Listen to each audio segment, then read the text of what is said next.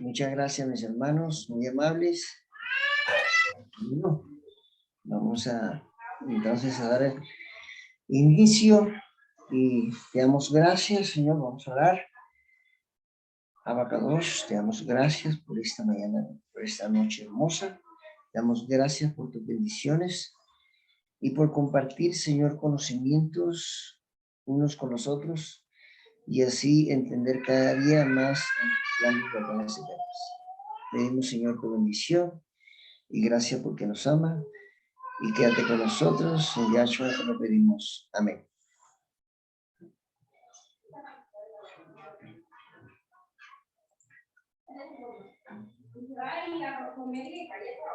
Muy bien. En esta noche vamos a compartir un tema muy importante que tiene que ver con la temática que está relacionada en varios libros de la Torá, pero el más común es Levítico 23, donde aparece las convocatorias del Eterno o las fiestas del Señor.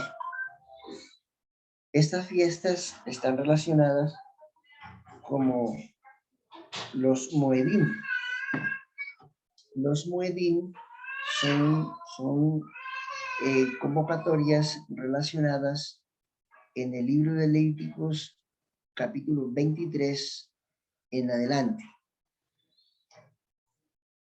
Estas listas de las fiestas se da inicio como unas fiestas que se están establecidas y que el pueblo de Israel celebraba cada año.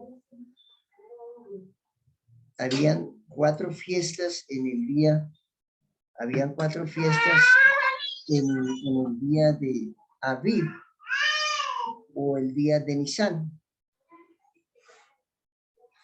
El día de Aviv o Nisan se celebraban lo que era la fiesta de Pesa. Pero en los 3 meses correspondientes a Aviv o Nisan, dentro de los cuales estaban estas 4 convocatorias. 3 estaban en Aviv y una estaba al final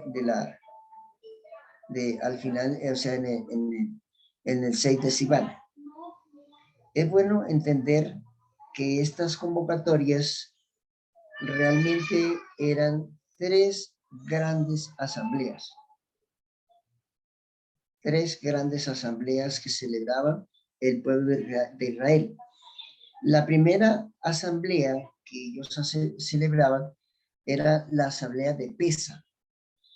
Pesa está relacionada con 3 convocatorias en una asamblea. Esta asamblea llevaba como relación la asamblea del día 14 de Aviv, que era Pesa o Pascua. El día 15 era el inicio de 7 días de panes y levaduras denominados como Hag Hamatzot. Hag, fiesta, Ha, el artículo, y Matzot, panes y levadura. Se iniciaban el día 15. Se iniciaban las convocatorias de la asamblea con la noche, es decir, con la tarde. Como lo dice en la creación, fue la tarde y la mañana. Cuando la escritura habla de la noche del día 14, es lo que nosotros llamamos 13 en la noche, porque primero está la noche y después está el día relacionado con la luz del sol.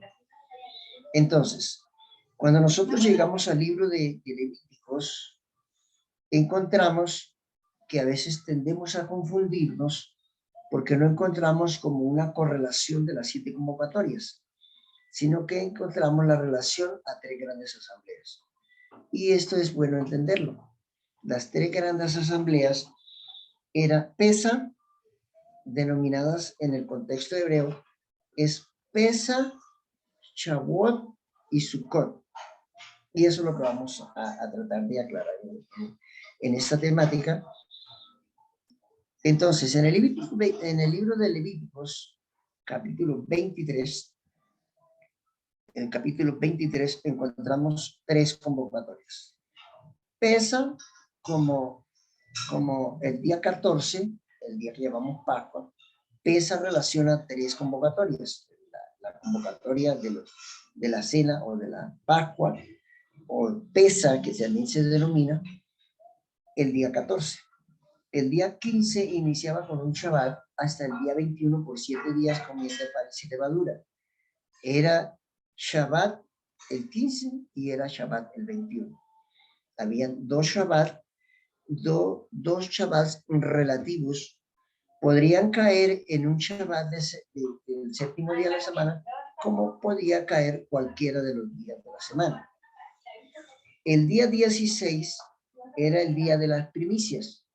Era el día que se llevaba y se hacía el presente de la cebada, de los primeros frutos de la cebada, y se llevaba el día 16, que en hebreo se relaciona como Yom HaBikurim. Yom HaBikurim. La palabra Yom es día. Ha, fiesta, ¿ya? Y Bikurim, primicias. Es decir, era la fiesta del día de las primicias. Era el día 16. Estas 3 convocatorias, las 3 el día 14, la que iniciaba el día 15 hasta el 21 y la del día 16, a las 3 en común se relacionan como día de Pesa. Ahí encontramos 3. Y luego la segunda asamblea era cuando todo el pueblo se reunía, venía de los diferentes lugares del pueblo de Israel. ¿Y llegaban a dónde? Llegaban a Jerusalén a celebrar la segunda asamblea, que era 50 días después. Es decir, 50 días después, a partir de la noche del 15 de Aviv, es decir, lo que nosotros llamamos 14 en la noche. Comenzaba a contarse lo que eran los días del Omer, 7 por 7, 49, y se iniciaba desde el día 15, la primera semana, luego la segunda semana, y así hasta contar 7 semanas, 7 por 7, 49. El siguiente día, que ya era 50, era el día de Shavuot. La palabra Shavuot es el plural de Shavuot. La palabra Shavuot es semana. Ese es el singular. Y lo que termine en hebreo, especialmente en los sustantivos, termina con ot, es el plural. Como cuando nosotros le llamamos, por ejemplo, semana, singular, le agregamos la s, está en plural, semanas. En hebreo es Shavuot, semana, Shavuot, semanas. Por eso se llama Shavuot, el 6 de Sivan. Aquí hay algo muy importante, y disculpe que voy a cerrar la puerta. Muchas gracias. Nada más silencio. Esto es muy importante correlacionar estas convocatorias. Entonces, el 6 de Sivan siempre era 6 de Sivan, el día de Shavuot. Shavuot, fiesta, semana. Shavuot, semanas. Por eso se llama la fiesta o la gran asamblea de las semanas. ¿Sí? La gran asamblea de las semanas, que era 7 por 7, 49. Y el siguiente día era la gran asamblea. Esa era la segunda asamblea. Primera, Pesa, comprendida entre 3 convocatorias. Segunda, Shavuot, que se traduce como día de Pentecostés. La palabra Pentecostés viene del griego penta, que significa 50. La tercera asamblea se encierra dentro de un contexto, de una palabra, de una frase, que más generalizado se comprime como Sukkot. Sukkot es lo que se traduce como la fiesta de las enramadas, ¿ya? O la fiesta de la semana, porque era una semana completa. Hay algo interesante que nosotros es necesario correlacionar, y es que tanto pesa, ya, incluyendo 14, 15 y 16, terminaba el día 21 a la puesta del sol, es decir, que ahí iniciaba el día 22, para correlacionar lo que era la continuidad del conteo del Omer. ¿Qué es el Omer? Una temática que se tenía cada día a partir del 15 de abril o Nisan hasta llegar al día de Shavuot o Gran Pentecostés. Esos días 22 está relacionado con las 22 letras hebreas. Las 22 letras hebreas tienen una correlación con los 21 días de la noche, a la noche del día 22, que se cerraba con una ceremonia. Lo mismo sucede en el Sukkot. Se iniciaba el primer día, que era el día de Tisri, y por cierto quiero hacer un paréntesis con relación al mes de Tisri. Es que siempre era año nuevo el 1 de Tisri. Siempre era Shavuot el 6 de Sivan. Y siempre iniciaba Pesa el 14 de abril. A diferencia de nuestro calendario, que varían las fechas con respecto a Pesa, a Shavuot y a Sukkot. ¿Por qué razón? Porque las convocatorias se celebran en base al calendario lunar. El calendario lunar son 12 meses. De 12 meses, hay meses de 29 días y hay meses de 30 días. Es decir, que hay 6 meses de 29 días y hay 6 meses de 30 días. Eso significa que si nosotros sumamos 6 meses lunares de 30 días y 6 meses lunares de 29 días, nos da 354 días. A diferencia del calendario gregoriano, que tiene 365 días, unas horas y unos minutos y unos segundos, igual que el calendario lunar, tiene unas horas, un minuto y unos segundos, pero que a esa diferencia está correlacionada que cada 4 años hay que agregarle un día y se le llama bisiesto. También en el calendario lunar hay bisiesto. Eso sería otra temática. Por esa razón, como el calendario precisado que el Eterno dejó para las convocatorias en la luna, no hay variante en fecha. Pero al llevarlo en un paralelo correlacionado con nuestro calendario, las fechas varían todos los años, no siempre caen más. Esa es la diferencia. Entonces, Levíticos 23 dice que iniciaba las 7 convocatorias, pero hay una convocatoria especial, que es la que quiero leer aquí, en Levíticos 23, iniciando aquí, dice, y habló Yahvé, esta es una copia, dice Jehová, pero realmente es Yahvé. Por cierto, quiero resaltar esta parte de que en el original jamás se puede traducir la letra Yod, que es la letra 10 del Alestab. Alestab es lo que nosotros llamamos como el alfabeto o el abecedario. En hebreo se dice Alestab, debido a que Aleph es la primera letra de las 22 letras hebreas y la última es la letra Tav. Por eso se dice el Aleph, que también se denomina como el Eterno, porque Yahshua es el Alestab. Que en Apocalipsis o Revelación nos dice que él es el Alfa y el Omega, realmente es el Alestab, porque Mashiach era hebreo y no griego. Entonces aquí la traducción correcta sería Yahvé. Algunos dicen Yahweh, pero realmente es Yahvé.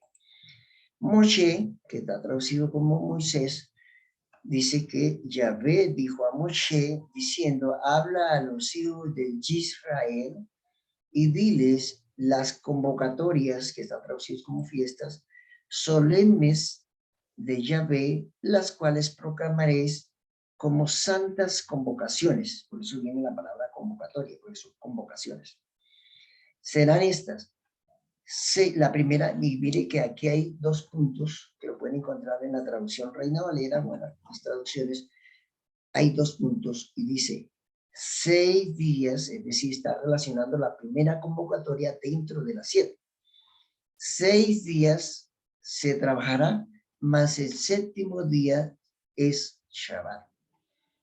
Aquí aprovecho, quise tomar esto para hacer algunas correcciones, para formar un paralelo entre la traducción y el original. El original nos dice, y el 7º día será Shabbat. El contexto hebreo en la mentalidad o en la condición o la experiencia del Eterno, no se habla en futuro, se habla en presente.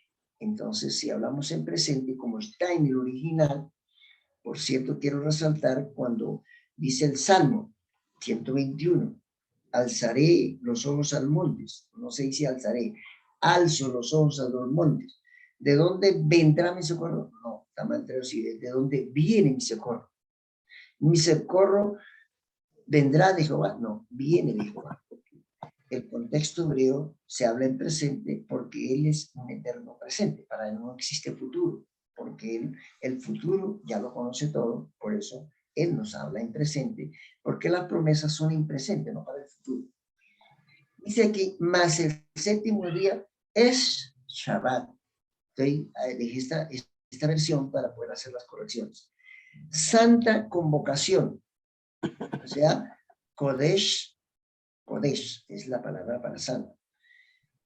Santa convocación. Ningún trabajo haréis día Shabbat o reposo es de Yahvé en donde quiera que haréis. Nosotros encontramos que aquí él inicia dando a entender que la primera convocatoria no es Pesach, sino que la primera convocatoria es Shabbat. Es Shabbat. Por eso es que Mashiach es el número 8. En lo que llamamos en hebreo una especialización que se llama gematría, cuando nosotros correlacionamos los números de Mashiach por sus letras, nos da el número 8, el número que se llama el número reducido en gematría. Es el número 8, por eso son 8 convocatorias. Pero realmente dentro del Mishkan, ¿qué es Mishkan? Mishkan es el tabernáculo del Eterno en el desierto. Eso allí para ellos se llama Mishkan. Más tarde ya dejó de ser Mishkan porque llegó a ser un templo construido, ¿ya? Es decir que Mishkan es tabernáculo. Aquí 6 días se trabajará, más el 7º día será Shabbat, Santa Convocación. Entonces, las fiestas solemnes de Yahvé o de Jehová, este capítulo nos introduce 7 fiestas, ya entendiendo de las que están representadas dentro del santuario. Dice fiestas anuales de Israel celebradas. Estas fiestas son ricas y aquí tienen un simbólico y profético. El 7º día será de reposo. Y luego entonces dice que estas son las convocatorias dentro del Mishkan. La primera es la fiesta de Pesach.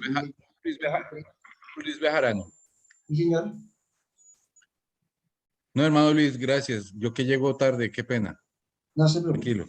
Entonces, decimos que la primera convocatoria de las 3 grandes asambleas es Pesach, pero de las convocatorias en totalidad son 8 porque hay que incluir al Shabbat. El Shabbat es del 7º día de la semana, porque había otros Shabbat que estaban dentro de las convocatorias. Y esos Shabbat, ¿ya? Esos Shabbat no eran estatutos. Hay algo interesante en la escritura, y es que existe en una descripción en 4 áreas que se llama Torah, ¿ya? Estatutos, decretos y mandamientos.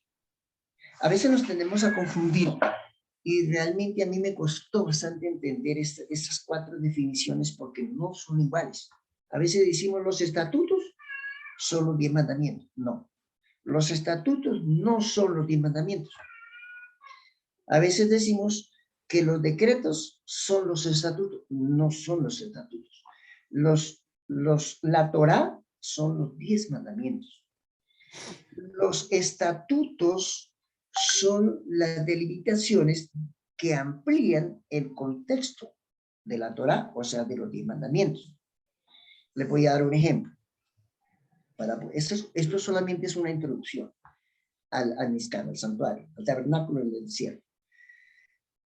Cuando el Señor escribió ya los 10 palabras en las 2 tablas de piedra, eso no son estatutos. Eso se llama los 10 mandamientos o las 10 palabras, ¿ya? También se denomina testimonio, también es pacto. Entonces, cuando nosotros encontremos en la escritura Torah, ley relacionado con la Torah, está hablando de los 10 mandamientos. Cuando hable de pacto, ¿ya? Cuando hable del pacto eterno, ¿ya? Está hablando de los 10 mandamientos. Cuando está hablando de estatutos, está hablando de la explicación de la coordinación de los 10 mandamientos. Y cuando esté hablando de los decretos, está hablando específicamente lo que fue dado a causa del pecado. Es decir, se cometía un pecado, entonces se establecían estatutos. Los estatutos no son eternos. Los decretos no son eternos. Los estatutos sí son eternos. Los 10 mandamientos son eternos y están ampliados bajo estatutos. Los decretos están expresados en ordenanzas. Ordenanzas. Es decir, lo que nosotros llamamos hoy día reglas. Las reglas tienen variantes. Cada empresa puede establecer sus propias reglas, ¿ya? Pero los decretos es lo que era temporal, mientras se delimitaba a causa del pecado. Eso es muy importante. Entonces, no es el tema de hoy, pero quería pues ampliar eso. Por eso dice en Colosenses 2:14 al 16, anulando el acta ¿de qué? De los decretos, no de los estatutos, porque los estatutos es la amplitud o la explicación de los mandamientos. Los decretos eran dados a causa de las violaciones, de los 10 mandamientos. Entonces se establecían decretos. Los decretos fueron hasta la muerte de Mashiach. ¿Ya? Hay otras características que son importantes ampliarlas, pero ya sería para otro tema. Entonces, la primera... Mano Luis, una pregunta, qué pena. Sí, señor. Es muy interesante lo que su merced nos acaba de compartir y eso lo baso en Éxodo 15:26. Si pudiera de pronto, qué pena yo pedirle el favor nuevamente, así como lo hizo, si quieren, ¿por qué lo digo? Éxodo 15:26 es un diálogo que hay entre Jehová y Moisés y nos dice la palabra del Eterno ahí que si nosotros escuchamos atentamente la voz de Jehová nuestro Dios, si hacemos lo que es recto, si escuchamos sus mandamientos, guardamos sus estatutos, definir, la pregunta es definir, mandamientos ya sabemos son los 10 mandamientos, ¿ordenanzas es diferente a estatutos o son los mismos? Las ¿O ordenanzas, los decretos? a ver, Ujú. los mandamientos en el original hebreo no se llaman mandamientos, se llama Torah, se llama pacto y se llama testimonio. Cuando la escritura hable de pacto, está hablando del reflejo del carácter divino, o sea, lo que él plasmó en 2 tablas de piedra. Eso se llama el carácter plasmado. Pero la escritura lo describe como la Torá en hebreo. Cuando hablamos de la Torá, estamos hablando de los 10 mandamientos grabados en 2 tablas de piedra. Es lo mismo, es lo mismo. Cuando hablamos de pacto, estamos hablando de lo mismo, de lo mismo. Y cuando hablamos del testimonio, el testimonio, fíjate que en Apocalipsis 15:5 dice que se abrió el telón y fueron abiertos sus testimonios, o sea, los 10 mandamientos. Es decir, para aclarar, ya que el hermano pide una pequeña aclaración, no es el tema de hoy, pero ya que estamos, pero vale la pena, vale ampliar esto un poquito. Entonces, Torah, pacto, testimonio, 10 mandamientos, ya es lo mismo.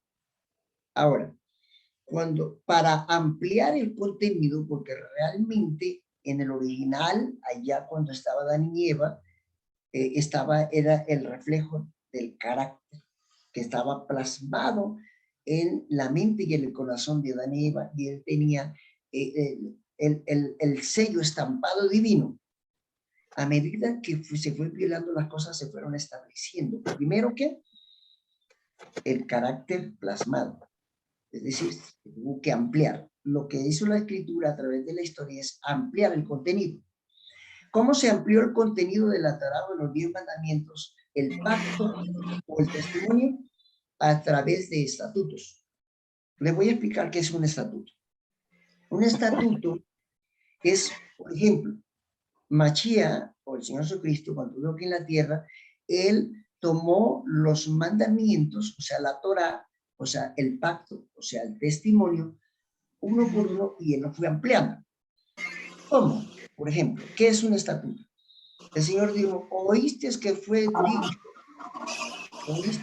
dicho, no cometerás adulterio. ¿Eso es qué? Ese es un mandamiento del pacto, o del testimonio, o de las tablas de piedra. Pero a eso Mashiach llega y lo amplía con un estatuto. Dice, pero yo os digo que el que codicia en su corazón, el que desea una mujer en su corazón, ya ¿a qué? Ha violado el mandamiento, ha violado el pacto. Es decir, que el estatuto amplía el contexto profundo del mandamiento escrito en las tablas de piedra. Los estatutos se dieron a Moisés para que el pueblo tuviera en detalle que la profundidad de lo que significaba cada uno de los mandamientos. Esos son estatutos. Esos estatutos son eternos, porque van por toda la eternidad. Cuando ya venga Mashiach y vayamos a la Canaán celestial, ya no hay necesidad de dar estatutos, no porque sean abolidos, sino porque ya hay perfección. Y tampoco habrá necesidad de repetir los mandamientos, porque ya estamos con Mashiach, ya no es necesario repetirlo. Volveremos al diseño como era Adán y Eva, que no necesitamos unos mandamientos escritos en tabla ni en un libro, porque estarán plasmados en nuestra mente y en nuestro corazón. Eso decía Jeremías 31, ¿eh? 31, 31, 32, y lo dice Hebreos también. En aquel día escribiré mi ley, o sea, el pacto, en su mente y en su corazón, y no me acordaré más de ellos, porque ya ese es el objetivo de Mashiach en este mundo. Ya no habrá necesidad de ampliar ese conocimiento para entender el pacto a través de los estatutos. Cuando el pueblo pecó por cada pecado que hacía, entonces se establecieron una serie de decretos. Y los decretos son aquellos que llevan como fundamento un reconcilio para estar en paz con el Señor. Por ejemplo, si pecas, matas un novillo o un cordero dependiendo la capacidad económica. Eso es un decreto, porque el decreto corrige el error que fue empleado por el estatuto al violar un mandamiento de las tablas de piedra. Cuando un mandamiento se violaba, ¿verdad? Entonces aparecían los decretos. ¿Ya? Y los decretos se ampliaban con reglamentos, que se le llaman ordenanzas. Esas ordenanzas es la explicación de los decretos. Y para eso se hacían una serie de protocolos y se hacían unos sacrificios que eran exigidos. ¿Por qué?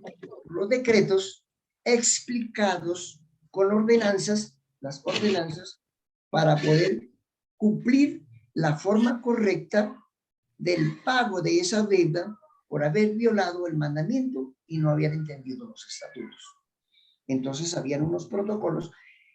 Cuando hablamos de las convocatorias, y ahora lo quiero llevar al contexto de las convocatorias del santuario, es porque cuando se violaba un mandamiento, además de haber sido explicado con estatutos, entonces te caía encima donde el decreto que te decía, violaste el mandamiento, ahora tienes que cumplir esto, y esto es lo que tienes que hacer para ponerte a paz y salvo con Yahvé.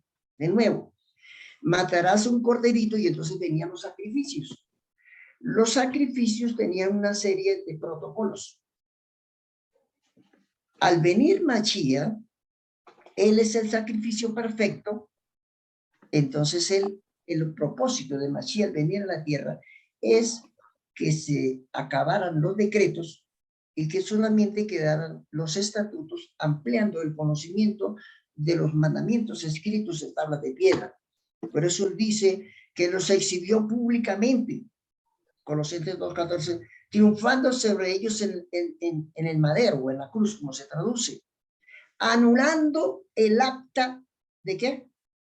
De los decretos. Ahora, ¿dónde está ese contexto? Y fíjate que apenas estamos introduciéndolo en Mizcán y las convocatorias.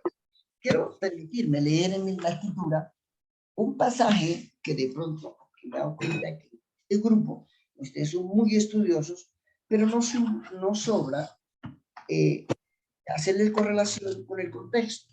¿De dónde viene el texto que dice anulando el acta de los decretos? Y agrega una palabra que me encanta, esa palabra, que había ¿contra qué? Contra nosotros. Porque lo que había contra nosotros no eran los mandamientos, porque los mandamientos están basados en principios eternos. Los decretos están basados en una violación que se hizo para ponernos a paz y salvo con el Señor, ya que no explicamos la amplitud de los estatutos. Entonces, cuando Moisés baja del monte Sinaí, ¿sí? Dice Deuteronomio 31, versos 24 y 25, cuando Moisés sube al monte Sinaí, Moisés subió varias veces, 2 veces por las tablas de piedra y después otras veces. Algunos grandes investigadores llegan al acuerdo de que fueron 5 veces que estuvo en el monte Sinaí. Las relaciones por el cual estuvo allí no son del tema de esta noche. Así quiero correlacionar este tema, ya que me hicieron la pregunta, de la contextualización que tiene y el paralelo de dónde viene, que nos era contraria. Esta palabra está escrita exactamente en Deuteronomio 31, 24 y 25. Dice, cuando Moisés acabó de escribir las palabras de esta ley, ¿de cuál ley? De la ley de reglamentos. Por eso en algunas partes habla de la ley porque es un problema de traducción. Es un problema de traducción. La correcta traducción debería ser de las reglas, ¿ya? De las reglas dadas a Moisés por la violación de los mandamientos. Es decir, las reglas que se establecen por la violación de un estatuto, no, sino de un decreto. De un decreto. Y en algunas constituciones de los países, algunas cuadran, otras no cuadran. Pero mira lo que dice. Cuando acabó Moisés de escribir las palabras de esta ley, no la ley de los 10 mandamientos, sino de los reglamentos. En un libro, hasta concluirse, mandó Moisés a los levitas que llevaban el pacto, el arca del pacto de Yahvé, diciendo, tomad este libro, ¿qué había en el libro? Decretos. Este libro, al lado del arca. Nuestro Elohim, y esté allí contra ti. Ese libro era el acta de los decretos expresados ya en reglas y que debía cumplirse a través de una serie de ceremonias visibles físicamente que tipificaban la muerte de Mashiach como tipo, porque el antitipo es Mashiach. Esto era temporal. Por eso es que algunos me preguntaron hace poco, hermano Luis, ¿si hay que celebrar las convocatorias todavía? Yo le respondí, sí, pero no los decretos, pero no los protocolos, pero no los sacrificios, porque los sacrificios eran temporales. Y los decretos, el objetivo de los decretos es que al ponerse tú a paz y salvo con el Señor, no hay que ver que hay un decreto que te acusa y que a causa de eso necesita perdón. Y el perdón antiguo era simbólicamente, porque no había venido Mashiach, se hacía con un cordero, un ovejo, una paloma, o dependiendo la capacidad económica, y todo eso tipificaba hasta la muerte de Mashiach. Y obviamente había una serie de protocolos. Hoy día hay muchas personas que no han entendido eso. Y entonces todavía me dicen, pero es que hay que celebrar las convocatorias como las celebraba el pueblo de Israel. Entonces le digo, ¿y por qué no matan el cordero? Algunos dicen, ¿por qué no está en Mishkan? ¿Por qué no está el templo? Fue destruido. Pero realmente esa no es la respuesta. La respuesta es porque Mashiach clavó todos esos decretos en el madero a fin de exhibir al pueblo que estaba representando a Mashiach como el pueblo de Israel hasta el año 34, hasta la muerte de Esteban, para que allí entonces el pueblo hiciera de los dos, tomando la barrera de separación y hubiese un solo pueblo. Entonces, este es el contexto que explica que lo que realmente colocó o exhibió públicamente la cruz es lo que Moisés escribió como decretos en el monte Sinaí, los escribió en un libro y lo colocó al lado del libro, no dentro del arca. El libro fue colocado fuera del arca, el arca del pacto, no el arca de Noé, sino el arca del pacto, el arca que construyó Moisés, porque el otro fue el arca que construyó Noé. Entonces, cuando nosotros llegamos aquí a Primera de Reyes 8:9, no dice que en el arca ninguna cosa había, sino las 2 tablas de piedra, porque el libro estaba afuera, como contrario a causa de la violación del mandamiento. Bueno, eso en resumen, hermano, porque entonces me estoy alejando aquí de la temática, ¿verdad? Entonces, hermano Luis. Sí, señor. Más bien, gracias por aclarecernos esos conceptos, ¿no? Ya lo apunté en la Biblia, ya lo tengo ya, porque no lo tenía. Muchas gracias. Y quería hacerle una pregunta en cuanto a las convocaciones o a las fiestas. Sí, señor.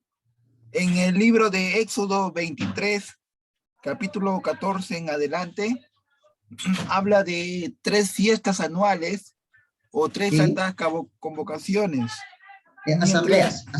Asambleas. Mientras que en el Levítico 23, donde nos estaba enseñando el Word, ya habla de 7, ¿no? Incluyendo ahí el sábado. Pero la pregunta es, ¿por qué en el Éxodo habla de 3 y en Levítico ya habla de 7? Esa es la pregunta. Muy bien, porque en Éxodo habla de 3 asambleas. Habla de Pesa, habla de Pentecostés y habla de la fiesta de las enramadas o la fiesta de Sucot. Realmente allí está hablando de las 3 grandes asambleas, pero esas 3 asambleas, la primera asamblea tiene 3 convocatorias. La primera asamblea se denomina PESA en resumen, y PESA PESA resume el día 14, que es la celebración de la cena o del pan sin levadura, de la cena, ¿ya? Y esa cena es la que celebró Machía y adelantó la cena porque él iba a ser sacrificado el día 14. Esa es la primera convocatoria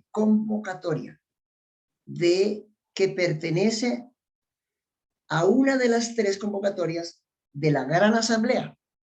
La asamblea se llama PESA y dentro de PESA está la Pascua, o que también se denomina PESA. Eso es día 14. El día 15 comienza con la noche del día 15, es decir, a la puesta del sol del día 14, ya es 15. Esa es noche. Ahí comienza la segunda convocatoria. Y esa convocatoria se llama los panes sin levadura, que debían comer por 7 días, que es diferente a la cena del día 14. El día 14 se traduce como Pascua. Y en realidad en hebreo es Pesa, pero Pesa contiene 3, aunque el día 14 también se llama Pesa. El día 15 es panes sin levadura, que inicia el día 15 hasta el día 21. Es la segunda convocatoria, iniciando con un Shabbat. Podía ser que cayese dentro del Shabbat de la semana, o podía caer cualquier día, porque no está relacionado con las semanas, sino con las fechas lunares del calendario lunar. Podía caer un martes, podía caer un viernes, podía caer un jueves, podía caer un viernes. El día 14 de Aviv, que es el nombre correcto del mes, porque Nisan no es un nombre hebreo. La palabra Nisan, que algunos han considerado que es un nombre hebreo, realmente es un nombre griego. No es hebreo. El correcto nombre del mes es Aviv en hebreo.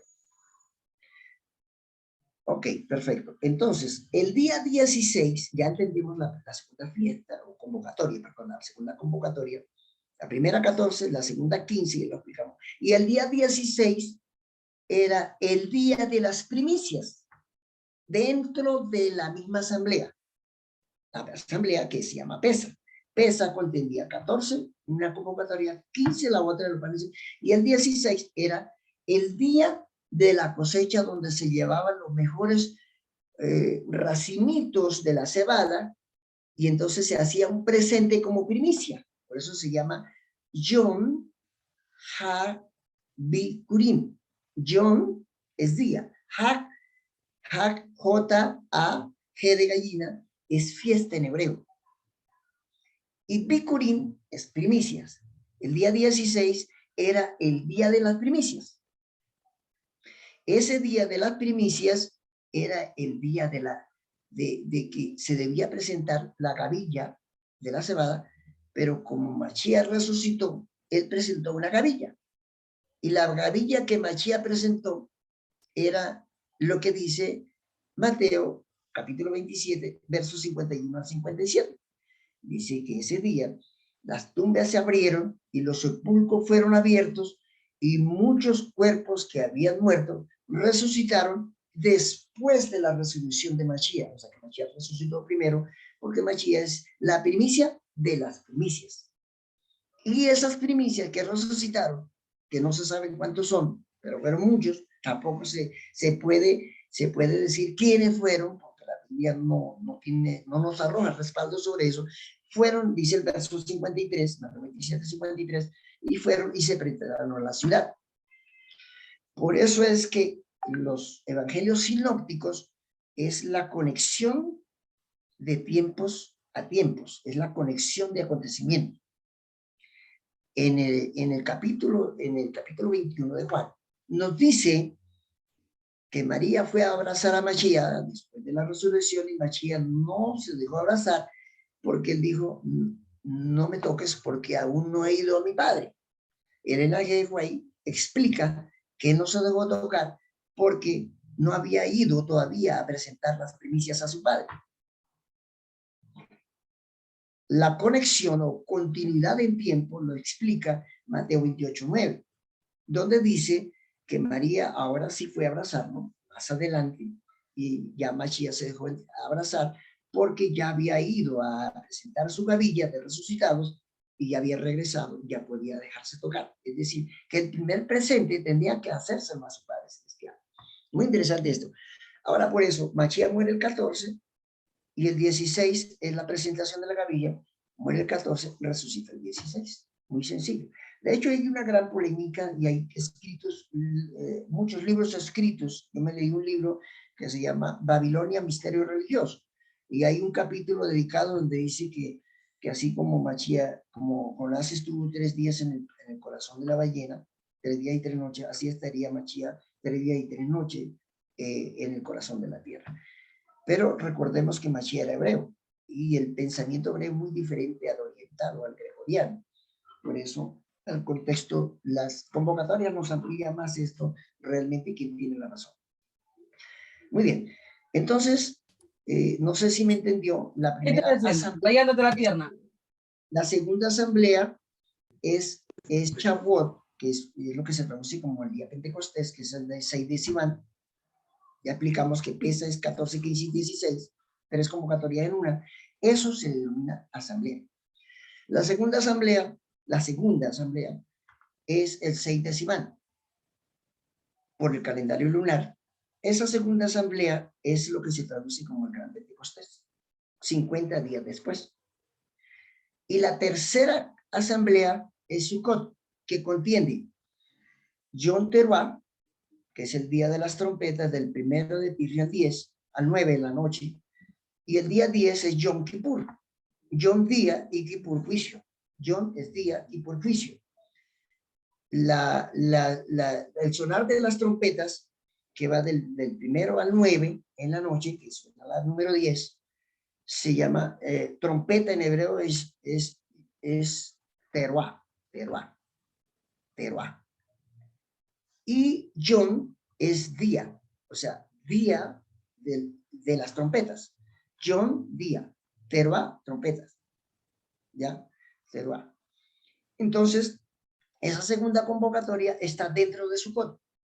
Esa segunda convocatoria está dentro de la asamblea de Sukkot. Y la otra es la fiesta que también inicia, como empieza, el 15 y termina el 21 de Tishri. Es decir, que esas tres convocatorias conforman la tercera grande asamblea. Es decir, que el pueblo de Israel durante el año iban 3 veces a Jerusalén. Por eso es que el libro de Éxodo habla de 3 veces que iban a Jerusalén como 3 asambleas. Solamente que a veces no lo traducen como 3 fiestas, y eso es un error. Eso es un error. Entonces son 3 asambleas. ¿Ya? Esas 3 asambleas habían 3 en Pesa, una el Pentecostés y 3 en Sukkot, o la fiesta de las Ramadas, había 3. Por eso Levítico lo que hace es que ahora describe las 7 dentro de las 3 asambleas. 3 en primavera, ¿ya? Y 3 en otoño. Y 4 en primavera y 3 en otoño, para completar las 7. ¿Cuál es la primera? Porque de pronto hay un poquito de confusión. La voy a explicar en hebreo y luego la voy a explicar en español. La primera es Pesa, que se traduce como Pascua. O sea, también se traduce como la cena del Señor. También se traduce como el sacrificio. Está relacionado con el altar de sacrificio, porque Pesa 14 representa el altar de sacrificio. Y ahora sí, que llegamos aquí, quiero ir a este gráfico que traje, que es el gráfico del Mishkan, o de la correlación de las 7 fiestas. Muy bien. Entonces nosotros encontramos aquí Pesa como Pascua. Pesa como Pascua, es decir, que el símbolo representado físicamente que está dentro del tabernáculo, porque está el tabernáculo graficado, tiene 7 pasos. Estos 7 pasos son la relación de las 7 convocatorias. Ahora, mire esto interesante que les voy a explicar. Lástima que el tiempo no me da. Pero el santuario como tal en el desierto tenía tres divisiones.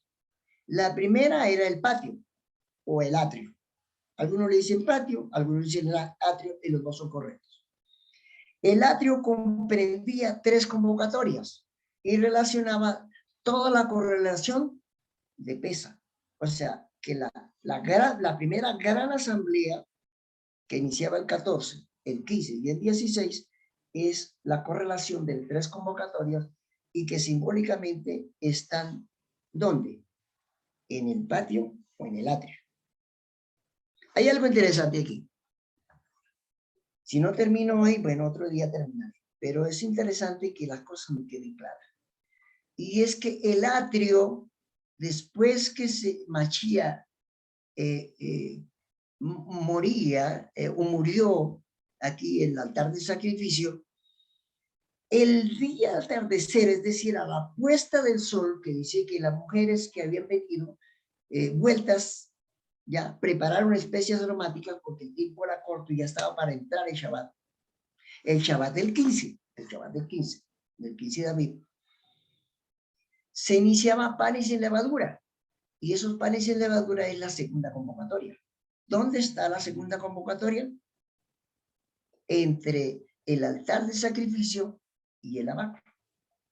Y esa convocatoria iba desde el altar de sacrificio hasta el lavacro. Eran 7 días. Cuando el pueblo de Israel salió de Egipto, ellos celebraron Pascua. Recuerden que está relacionado con la última plaga donde los primogénitos murieron a causa de que no había sangre en los dinteles de las puertas, o sea, en el marco de la puerta, esos dinteles. Entonces, esas marcaciones de sangre del cordero está representando allá en Egipto la muerte de Machía en el Calvario, pero en el santuario está representando el altar de sacrificio, que era donde sacrificaban los corderos como por la muerte por los pecados del pueblo. Por 1260 años aproximadamente, una vez al año en el altar de sacrificio, y así sucesivamente. Las 7 convocatorias se celebraban una vez al año. Entonces, el altar de sacrificio tiene 7 representaciones. Los panes sin levadura tienen 7 símbolos. El lavacro tiene 7 símbolos.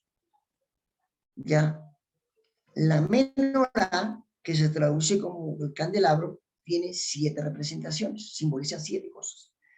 Los panes de la proposición, que no son los mismos panes sin levadura, del 15 al 21, estos panes representan Yom Teruah o el sonar de las trompetas.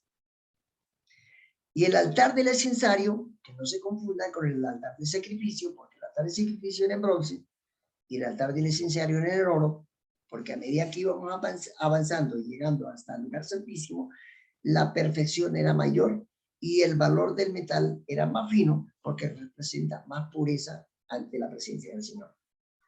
Entonces, el altar de sacrificio representa la muerte del cordero en Egipto. Ahora, les voy a leer un texto muy interesante y es el texto que encontramos en Apocalipsis 11:8. Mire lo que dice Apocalipsis 11:8. Y sus cadáveres yacerán en la plaza de la gran ciudad. ¿En cuál plaza? Esto simbólicamente representa plaza, pero la plaza también representa donde hay sacrificio. Y el sacrificio es Machía. Y el cordero que mataron en Egipto representaba a Machía. Ahora mire este texto, después de muchísimos años de haber muerto Machía, mire lo que expresa aquí. Verso 8. Revelación, o Apocalipsis es lo mismo, yo le llamo mejor revelación. Verso 8. Y sus cadáveres yacerán en la plaza de la gran ciudad, que espiritualmente es llamada Sodoma, y Egipto, y ahora viene algo importante, Egipto, donde también nuestro Señor fue crucificado. ¿Cómo es que Mashiach fue crucificado en Egipto? Si él murió muchísimo, apareció en la tierra como ser humano muchísimos años después. Porque el cordero que murió en la noche de Pascua en Egipto, el 14 de Abib o Nisan, era Mashiach representado ahí. Por eso fue sacrificado Mashiach a través del cordero en Egipto, para salir al anochecer, para comenzar los panes y levadura. Por eso que el recorrido que hay desde Egipto hasta el mar de los juncos, que se traduce como el mar rojo, fueron 7 días de recorrido. Y fueron 7 días comiendo panes y levadura.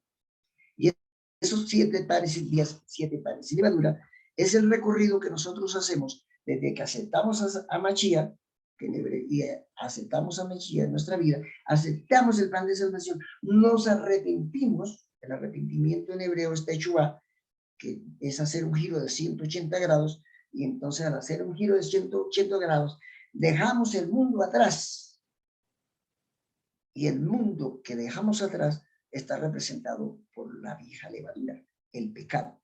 Y entonces entramos aquí, el día 15, ya andando en Mashiach sin pecado, para poder entrar en la inmersión que se produce como bautismo, y entonces el pueblo de Israel llega al río, al mar rojo, que se traduce como mar rojo, y entonces allí son bautizados en las aguas.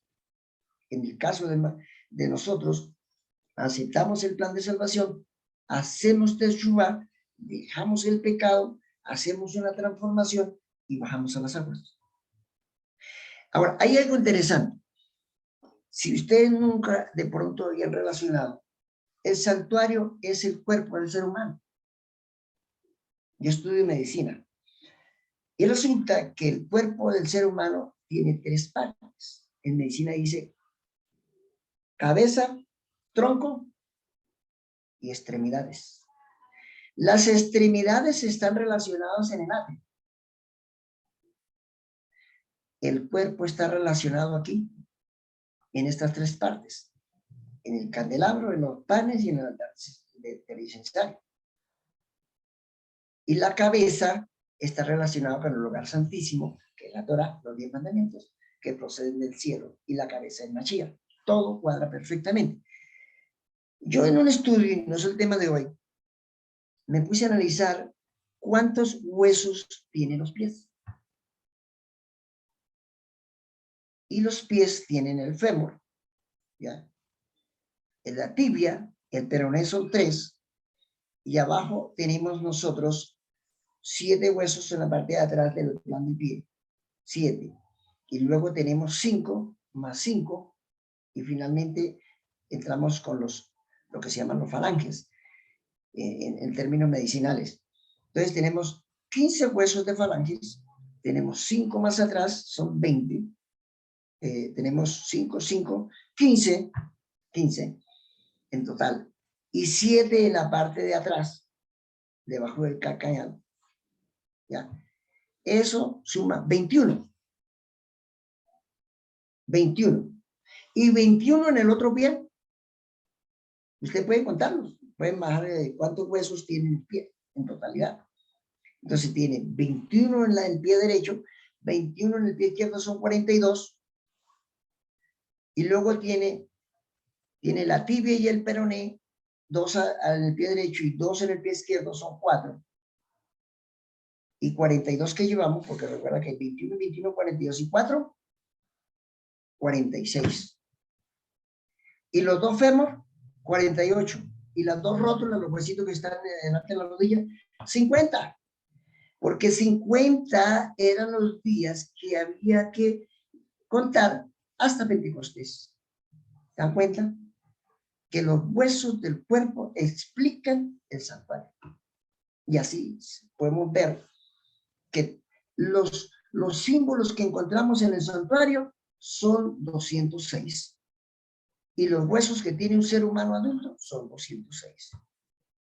Impresionante. Bueno, entonces, explicamos aquí que cuando el pueblo de Israel sale de Egipto, y llega al Mar Rojo, es bautizado en las aguas, ya, por Moshe. Y después siguen el recorrido hasta llegar al monte Sinaí. Lo mismo ocurrió en los tiempos de Mashiach. Mashiach muere, descansa el Shabbat, porque las panes y levaduras representan el Shabbat, representan a Mashiach, ya, representan la reforma por salud. La reforma por salud representa eso. Y luego aquí, esto también representa en Mashiach la resurrección, que es muerte y resurrección en el bautismo, en la inmersión. Y seguimos contando a partir del 15 de abril, contamos 50 días para llegar aquí, que son los 50 días de los pies. Entonces, en las convocatorias explicadas en el SCAN tenemos Pesa,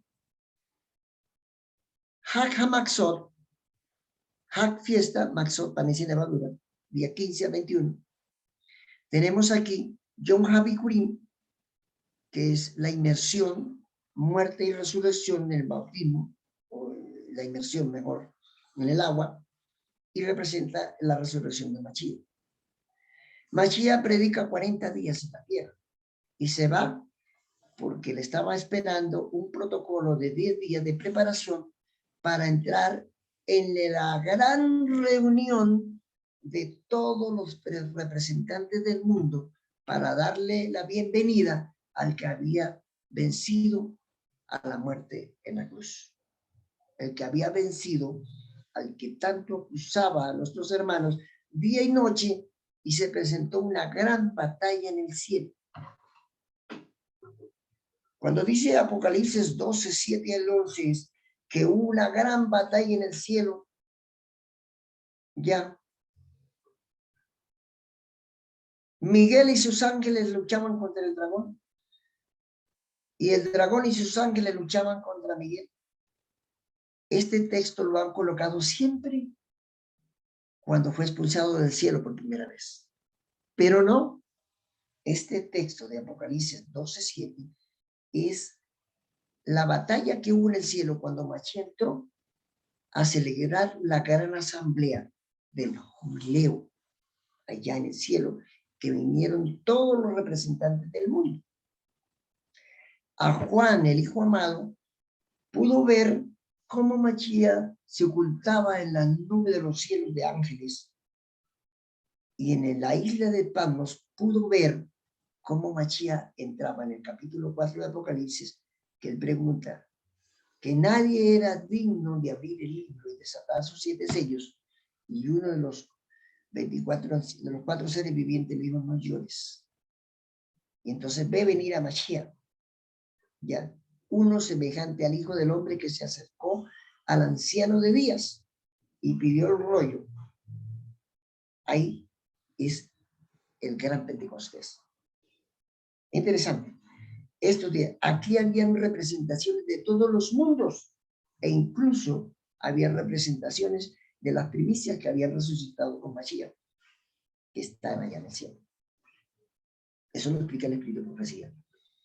Qué impresionante. Entonces, esa historia que fue, de hecho, los apóstoles 2, esa convocatoria del 6 de Sivan, esa gran asamblea que se presentó en el cielo, arrojó destellos, porque Mashiach le había dicho a los discípulos que fueran al aposento alto después que se fueran y estuvieran allí, ya consagrados por 10 días, hasta que viniera la investidura de la Ruach HaKodesh, el Espíritu Santo, para que pudiesen ir con toda la autoridad a predicar en Judea, en Samaria y hasta lo último de la tierra.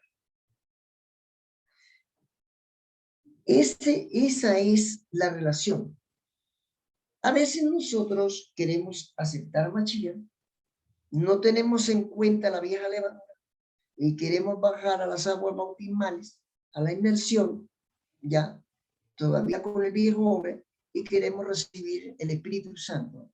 Y entonces, si lo recibimos de esa forma, vamos aquí a los panes de la proposición, que es la quinta convocatoria, Los panes de la proposición es Yom Teruah, el sonar de la palabra viva que es más cortante que una espada de 2 filos.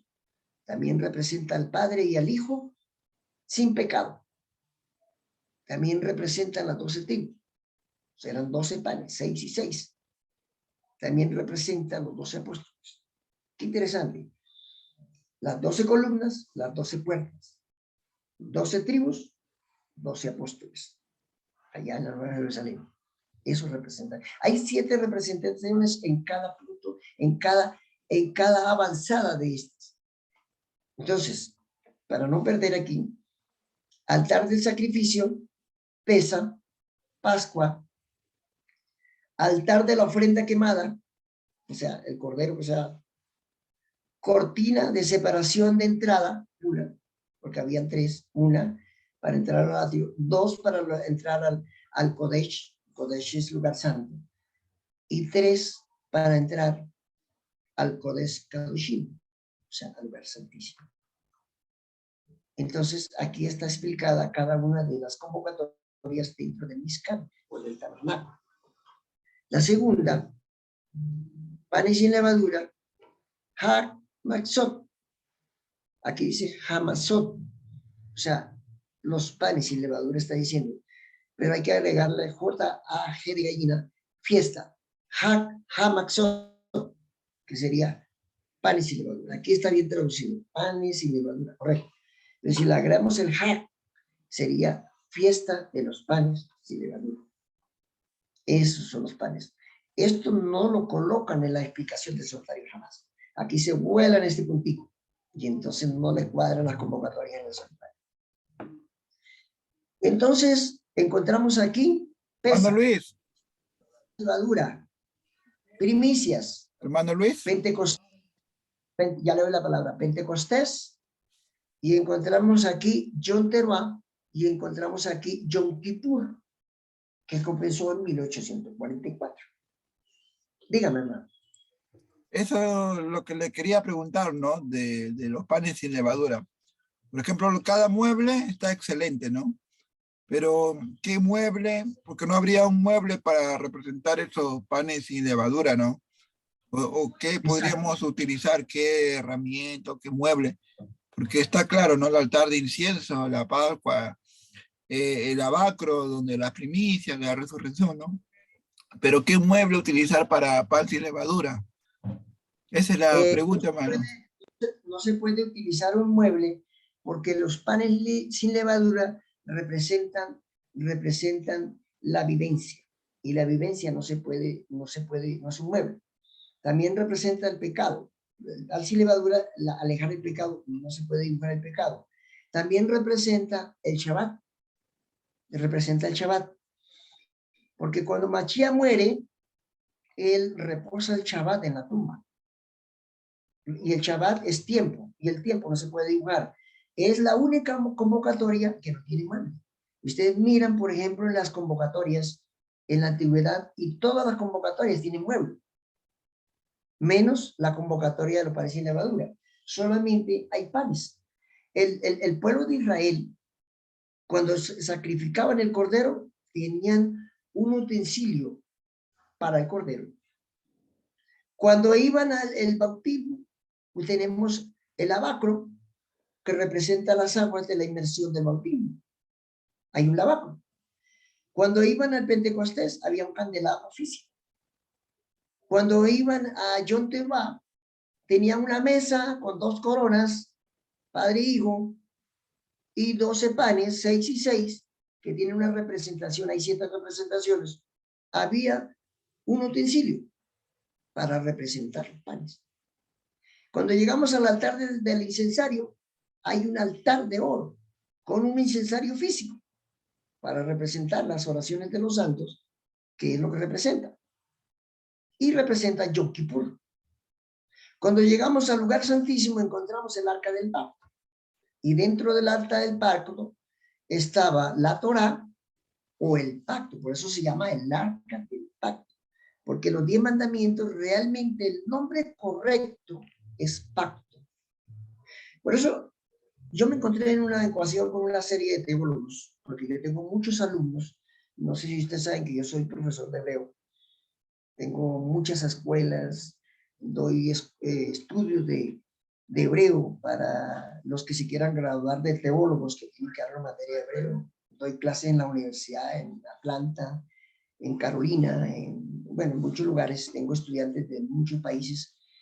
Y algunos me hacen esa pregunta. Entonces, hermano, y me hacen muchas preguntas con relación a esto y yo les explico. Y ellos son muy humildes y logran como que enlazar todos esos conocimientos.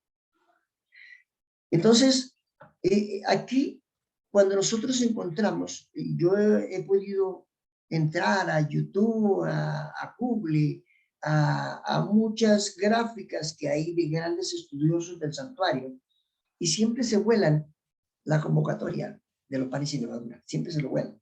¿Cómo lo hacen? Mira, colocan el orden que siempre hace, e incluso, con todo mi respeto, las explicaciones en la Iglesia Adventista también es lo mismo, se vuelan la convocatoria del 15 de abril.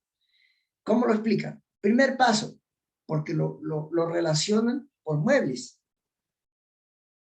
Pero recuerden que los panes sin levadura representan el Shabbat, el tiempo sagrado. Representa la consagración. Ya. Entonces, colocan así. Primer paso, altar de sacrificio. Segundo, el lavacro. O sea, colocan en el átrio dos muebles, o sea, dos representaciones. Y uno de los más importantes, aunque todos son importantes, que es la consagración total del ser humano para poder que el Espíritu Santo te bautice con unción del Espíritu Santo. Porque recuerda que cuando Mashiach salió del río Jordán, cuando estaba bajo el Bautista, el río Jordán es el abajo. Y Mashiach es inmersido en el río Jordán e inmediatamente lo recibe ¿quién?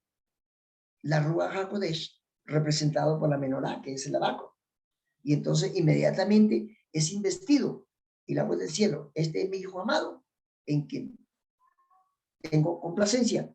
Y viene del cielo, desciende la Ruach HaKodesh, como desciende una paloma como volando. Ya fíjate que muchos dibujan una paloma. La escritura, el original, nunca dice que descendió una paloma, sino que la Ruach HaKodesh descendió como una paloma, porque la paloma tiene como esa similitud que va bajando.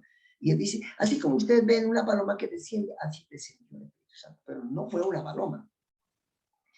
Entonces, es interesante que si nosotros violamos estos pasos, pues nunca vamos a recibir la dirección del Espíritu Santo, y por eso encontramos 32,000 religiones en el mundo, interpretando mal las Escrituras, porque no tenemos el Espíritu Santo, que es el que nos lleva a toda verdad.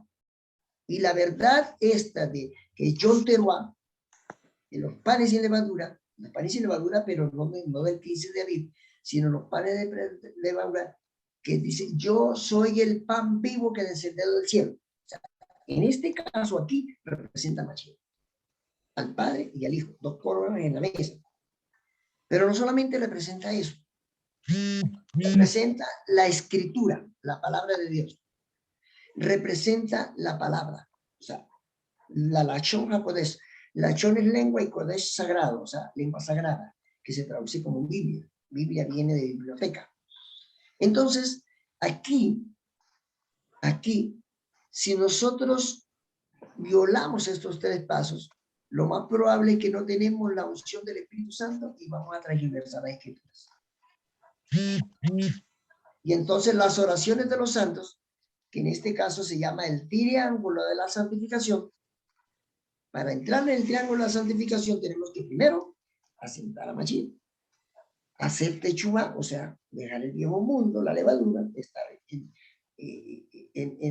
la representación de Mashiach.